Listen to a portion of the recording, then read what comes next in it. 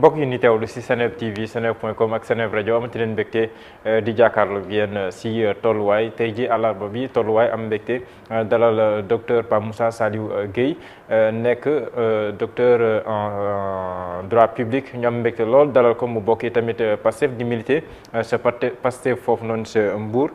docteur am naa mbégte lool dalal si tolluwaay. jërëjëf Mouhamadou kontaan naa di bokk ak yow plateau tolluwaay bi di nuyu sa téléspectateurs yi di nuyu internautes yi ak képp ku ñuy déglu. docteur fi ñuy waxtaanee fi mu doon nii sax sa leader Ousmane Sonko mi ngi yëkki ay kàddu di wax ci charte bi nga xamante ne nii ab kuréel boo xam ne ni dafay dajale ay kër diine fii nii Sénégal ngir jàmm tegoon fi ab benn charte moom mën a dugg signé loolu waral muy def ab déclaration mais ndax jàpp nga ne gannaaw bi mu waxee la mu waxoon presse bi reprendre ko ndax jàpp nga ne soxla woon na muy taxawaat tey di wax. waaw jërëjëf posé nga question bu am solo d'autant plus mu nekk actualité xam nga question bi boo ni nga ko posé nga boole ci kër diine yi rek dafay am benn sensibilité bu ci am. parce que Sénégal bu ñu nee initiative bi nitu diine yi ñoo ko jël rek. day am de l'islam. voilà dafay am benn sensibilité mais je pense que le président Ousmane Sonko li mu expliqué dafa leer. c'est pas parce que daf ne signé wu ma ko pour le simple plaisir de ne pas signer la charte déedéet signé wu ko parce que dafa am lu jiitu loolu lan moo ko jiitu mooy on est au Sénégal ñu nekk benn république nekk ñu ci royaume nekk ñu ci monarchie nekk ñu ci leneen ci république lañ nekk mu am constitution mu am ay loi mu am ay décret mu am ay arrêté mu am li ñuy wax ordonnancement juridique bu nekk ci réew bi man dama jàpp ne li ñu waroon def mooy faire en sorte que ñi nga xam ne ñoo nekk tey ci pouvoir bi ñoom la yàlla jox ñuy diriger ñoom ñooy commander police di commander armée di commander gendarmerie ba pare ñu am une bonne partie ci ñi ma lay wax ni am la main mise sur la justice mais ñu jéem a xool nan la ñu war a def ba loolu jaar ci yoon au lieu ñuy signer ay charte man je pense personnellement su fekkoon ne loolu jaar na ci yoon duñ wax waxu charte rek bu ñu demee bay waxu charte rek kon c'est parce que en amont am na problème bu ñu war a régler. mais est-ce que tamit bu kilifa diine yi cadre unitaire de l'islam yëkkatee jël son bâton de pèlerin comme ni nga koy waxee. ngir artu. est-ce que nekkul ne dafa am lu ñu gis. am luy raam ñu bañ mu àgg si ñag bi. moo tax ñu ñëw bu homme politique yi waroon leen si jàppale si signé ko. ku mel ni sa leader bañ koo signé. kon bañ leen si jàppale. waaw da nga ne ñu am lu ñu gis ñu am luy raam mais dafa am lu am ba pare xam nga li nga gis c'est dans le futur tu vois un peu mais nañu régler li fi am c'est-à-dire jaay doole bi fi am injustice bi fi am parce que bul fàtte ne le président Ousmane Sonko c'est un opposant radical dafay opposé wu au système waa léegi buñ ko indilee benn charte mu signé ko. nga xam ne dafay def déclaration wala boog day joxe benn engagement da koy joxe à travers sa signature ñu dem ba suba ñu bundu xataal ko mu riposter ñu ne ko fi yaa fi signé woon charte boo xam ne non violence la kon waroo fee indi violence or toujours la violence vient de l'autre côté xoolal bu baax parce que le président Ousmane Sonko ak ñi muy àndal amuñu benn intérêt di indi violence ci réew mi à part ay débat di ngay gis ñu koy def ñu ngi gis xale yi ci réseaux sociaux yi ni ñu jëlee le projet Pastef di ko porter nga gis sur le terrain le président Ousmane Sonko bu génnee di drainer ay foule de manière nga xam ne dafay mujjee dans une certaine mesure mais tiital le pouvoir en place loolu moo tax man su ma gisee ñu naan ma ay charte de non violence wala yu demee noonu sur le principe je ne suis pas contre parce que képp ku la woo ci jàmm donc ko war a wuy si mais en amont y a des questions qu'il faut préalablement régler mooy lan fait en sorte que la paix sociale bi nga xam ne moo am ci Sénégal te président de la République ak ñu mu àndal war koo garantir ñu commencé foofu ba pare mais loolu bu amee mais jarul ñu signé ay charte mais docteur xam nga wax nga ko bu si kilifa diine yi wala bu ñu tudd ay kuréelu diine rek day sensible mais loolu boo ko waxee c'est parce que Sénégal dafa am ay réalité gis nañ ci événement mars yi kilifa diine yi rôle bu am solo bi ñu ci joué ndax bu ñu àggee si loolu kilifa diine yi du ma ne kilifa diine yi mais cadre unitaire de l'islam laay wax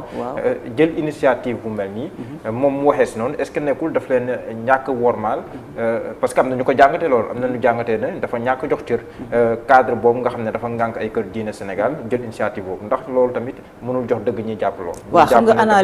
analyse la ku ci nekk mën nga cee am point de vue am na ñu ci mën a am point de vue boobu mais dañ leen koy nangul waaye man gisuma loolu te ñun aussi jàppuñu loolu dañoo jàpp ne cadre bi sax dañ leen di remercier ci seen initiative bu jàmm démarche bi ñuy def et tout c'est une bonne chose encore une fois ku la woo ci jàmm ku la woo ci non violence na ngeen bañ a wuyu. non c'est pas parce que dañoo war a wuyu. woo si jàmm ne la non c'est pas parce que c'est pas parce que dañoo war a wuyu mais en amont daa am li ko jiitu wax naa la ko te dama koy répété waat mooy le président de la république bi nga xam ne moo am confiance su sénégalais yi wala boog comme ni ko président Ousmane Sonko di waxee ne il est le président légalement élu et légitimement il ne le reconnaît pas comme président de la république te libre na wax loolu tu vois un peu ce que je veux dire mais président boobu nga xam ne moo yor budget Sénégal moo yor armée moo yor police moo yor gendarmerie am mainmise bu mu def ci justice bi quelque part waaw mais président boobu bu indee jàmm rek jàmm am et puis pour man li gën a yomb mooy faire en sorte que textes yi nga xam ne moom la ñu am fii nga xam ne Sénégal on a les meilleurs textes gis nga quand tu lis la constitution du Sénégal wala nga xool yeneen textes yi nga xam ne moom moo régir république bu Sénégal mais da ngay tu vas te rendre compte que on a les meilleurs textes les textes qui sont mais écriture bu doy waar bu rafet bu jaar yoon moo am ci suñu textes yi il suffit juste de respecter les textes buñ ko respecter man je pense que jarul charte de non violence et puis yooyu généralement da nga koy def ci yenn dëkk yoo xam ne da nga ciy sentir benn instabilité politique bu fa am. mais est-ce que nekkul di yoon bu ñu gisee violence verbale bi yenn saa sax physique. parce que bu ñuy jëgmal local yi nii gis nañ la xew Ziguinchor. gis nañ kàddu yu jóg. mu mel ni kon gis nañ li xewoon bi Barth waree wuy ji. lu yàggul dara. gis nañ kàddu yu si jóg barki dem gis nañ ne bi mu waree dem def distribution de flyers le stop. kon est-ce que nekkul ne chaque fois dañuy naan kilifa diine duñ teel a wax duñ teel a nangam bi yoon ñu anticiper ñu leen di bañal loolu kon est-ce que nekkul finalement. mais fan la jógee leen ñeen ñi di wax ne ay nit yu fin na ngeen. xaw ma ndax mën naa ko waxee noonu mais est-ce que tamit du leen jox dëgg. déedéet gis nga bu nit buy atte il faut ngeen bàyyi ne yéen ñëpp a yam déedéet il faut d'abord situer les responsabilités mbir bu amee booy atte da ngay déglu parti bi nga déglu parti bi observer parti bi nga situer responsabilité yi nag kenn ku ci nekk nga ne ko yow lii nga def waroo ko woon a def yow lii nga def war nga ko def continuer ko tu vois un peu ce que je veux dire mais mënuma comprendre ñu xëy di ma wax benn charte non violence ak yu demee noonu te président de la république li nga xam ne violence bi toujours ci moom lay jóge xoolal bu baax mais le président Ousmane Sonko n'a aucun intérêt di dem ba Ziguinchor di mobiliser ay troupes di dal ci waa Benno Bokk Yaakaar te li ci gën a doy waar mooy toujours da ngay am police mu ñëw fekkee affaire yi mais tant que waa pouvoir bi ñi ngi nekk am benn taxawaay ci côté violence di daw ci waa kër Ousmane Sonko da ngay gis réaction bi ñuy am te waa kër Ousmane Sonko saa bu ñu riposté mu nekk benn coow boo xam ne mais Mouhamadou mënuñoo toog croiser suñuy bras le camp d'en face di dal ci ñun ak benn violence inouïe boo xam ne duñu réagir ça mënul continuer. mais est-ce que di imputer à chaque fois benn mbir boo xam ne nii benn membre APR def na ko fu mu nekk Sénégal di imputer la responsabilité directement au président de la République est-ce que nekkul tamit loo xam ne nii lu jafe comprendre lay nekk peut-être que président yowu ko wala. waaw mais xam nga loolu aussi njabootu président de la République la rek man su ma toogoon def loo xam ne lu defawul la dinañ ne njabootu président Ousmane Sonko la rek waaw mais c'est ça dañ mais pourtant nag réseaux sociaux yi malheureusement Mouhamadou dafa nekk dox daje nekk mbedd mu yaatu tu vois un peu réseaux sociaux yi dafa jox occasion ñoo xam ne tey bu amul woon dinañ dund ba génn àddina duñu seen ci anonymat la ñuy nekk donc il faut ñu bàyyi réseaux sociaux yi lu ci xew aussi rek ñu jëmmalee ko ne waa kër Ousmane Sonko yi ñoo ko def de la même façon est-ce que waruñu bàyyi tamit lu benn ñooñu APR def wala benn Bokk Yaakaar def ñu ne automatiquement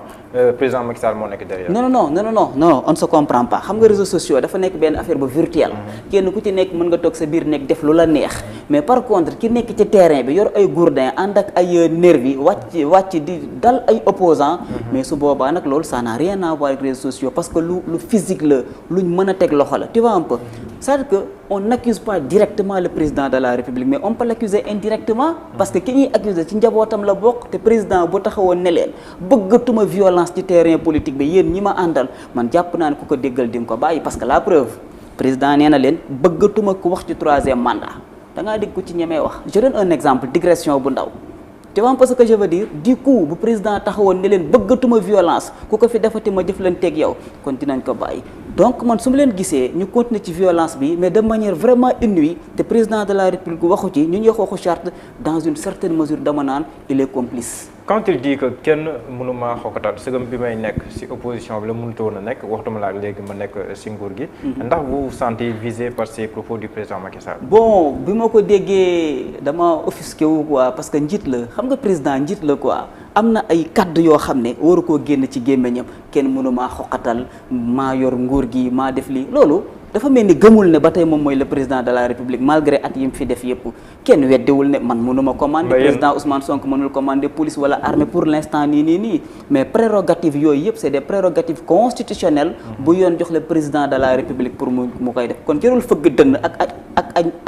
ay mbagg naan man maay commander kii wala commander yow ma kële non gis nga am président de la république stabilité dafa war a jóge ci moom tey bu fekkoon ne sax opposition bi ñoo fi nekk di def ay teel le président de la république doit avoir un discours responsable boo xam ne du ko yóbbu ci vocabulaire xoqatal ci vocabulaire mais est-ce que nekkul le président de l'APR moo doon wax jamono jooju parce que mi ngi doon waxtaan ak ay militants wu APR yu nekk foofu noonu mais toute la nécessité nag ñu xoolaat texte yi nga xam ne boo nekkee président de la république da ngay départir ci sa manteau président wu parti politique waaw moom nee na loolu du ko def moom waaw mais raison pour laquelle nag su ko neexee jaxase ñaar yëpp te loolu nag mais dafa